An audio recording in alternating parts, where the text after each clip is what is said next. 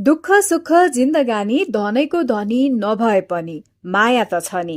अहिले नायिका सुहाना थापा र गायक प्रकाश सपुत एकअर्काको प्रेममा डुबिरहेका छन् र उनीहरू भन्दैछन् अभावमा पिठो खाम्ला पुग्यो भने मिठो खाम्ला, लुगा फाटो टाली लाम्ला पुग्यो भने लाली लाम्ला।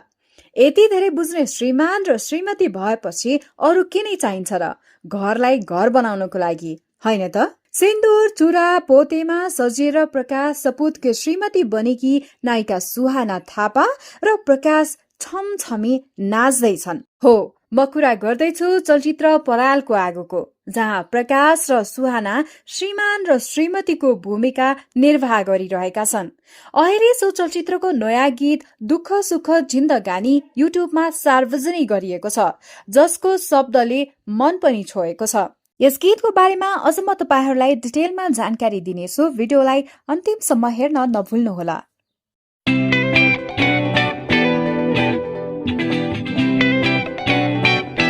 आगामी वैशाख 11 गते रिलिज हुने फिल्म परालको आगोमा समावेश दुःख सुख जिन्दगानी शनिबार सार्वजनिक गरिएको छ। प्रकाश सपुत र शान्तिश्री परियारले गाएको गीतमा प्रकाशकै शब्द र संगीत रहेको छ। गीतको भिडियोमा फिल्मका मुख्य कलाकार प्रकाश सपुत र सुहाना थापालाई प्रस्तुत गरिएको छ।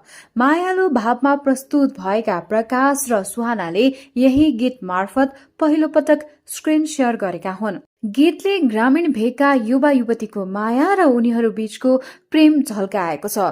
लोकलयमा आधारित गीतले दर्शकको मन जितिरहेको छ। गाउँमा भएको घाँस दाउरा बाख्रा गोठालाको दृश्य गीतको पर्दामा देखिन्छ। ओएसआर युट्युब च्यानल मार्फत रिलिज गरिएको यस गीतलाई दर्शकले सकारात्मक प्रतिक्रिया पनि दिइरहेका छन्। गीतको भिडियोमा कोरियोग्राफी रामजी लामिछानेको रहेको छ। फिल्मका यसअघि टिजर र फिल्ममा समावेश रहेको गीत उडी जाउँ भने म पन्छी होइन सार्वजनिक गरिएको छ। लक्ष्मण सुनारले निर्देशन गरेको फिल्म गुरूप्रसाद मैनालीको अमर कृति परालको आगोबाट प्रेरित रहेको छ।